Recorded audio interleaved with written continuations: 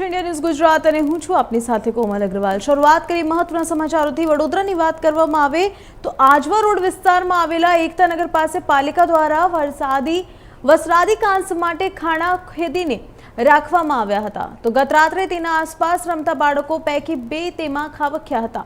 ઘટના ટાળે મોટો અવાજ આવતા સ્થાનિકો દોડ્યા હતા અને સાથે જ ફાયર અને પોલીસ વિભાગને પણ જાણ કરવામાં આવતા તેઓ પણ દોડી આવ્યા હતા। ઘટનામાં સ્થાનિકોની સતર્કતાના કારણે બંને બાળકોને બચાવી લેવામાં પણ આવ્યા છે। આપણે જણાવી દઈએ કે આ પ્રકારની ઘટનાનું પુનરાવર્તન ના થાય અને તે માટે સ્થાનિકો દ્વારા યોગ્ય કાર્યવાહીની માંગ કરવામાં આવી રહી છે। સ્થાનિકો દ્વારા 2 બાળકો પડ્યા હોવાનું મીડિયા સમક્ષ જણાવવામાં આવ્યું હતું। વડોદરામાં મહાનગરપાલિકા દ્વારા વરસાદી કાંસ માટે ખોદ રાખવામાં આવેલ મોટા ખાડા દુર્ઘટનાને આમંત્રણ આપે તેવી જણાવી રહી છે।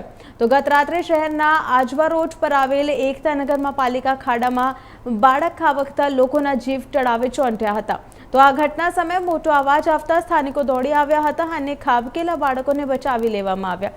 આ સમગ્ર ઘટનામાં પાલિકાની બેદરકારી સામે આવતા લોકોમાં પાલિકા પ્રત્યે રોષ જોવા મળી રહ્યું છે। પાઇપની પાણીની લાઈન જે છે ખોદેલી છે। અહીં આગળ ઘણા બચ્ચાઓ અહીં આગળ રમી રહ્યા હતા। તો અહીં આગળ મારી બેનનો છોકરો નાનો અરમાન પણ રમી રહ્યો હતો, એના જોડે એના ફ્રેન્ડ્સ બી હતા। એ બધા રમતા રમતા શું ખબર અરમાન અહીં આગળ પાછળ છુપેલો હતો પતરાના, એનો પગ લસપવાના કારણે અરમાન નીચે પાણીમાં પડી ગયો। નહીં બી લગભગ 20 ફૂટનો ખાડો છે અંદર।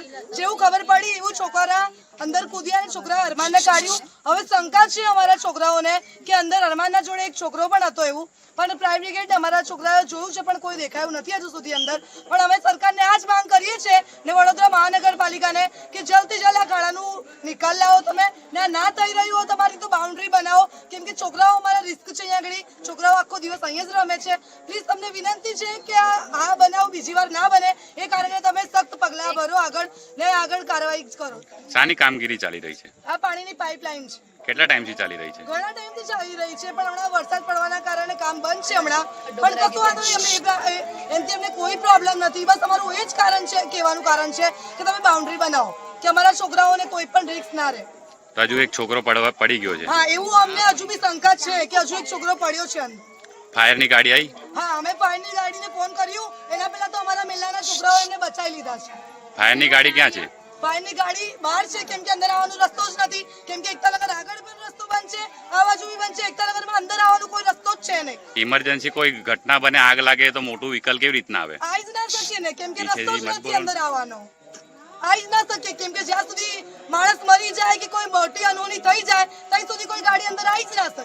બધી સાંકડી ગલીઓ છે, હેવી વ્હીકલ તો આના જ આવી શકે? ના આવી શકે।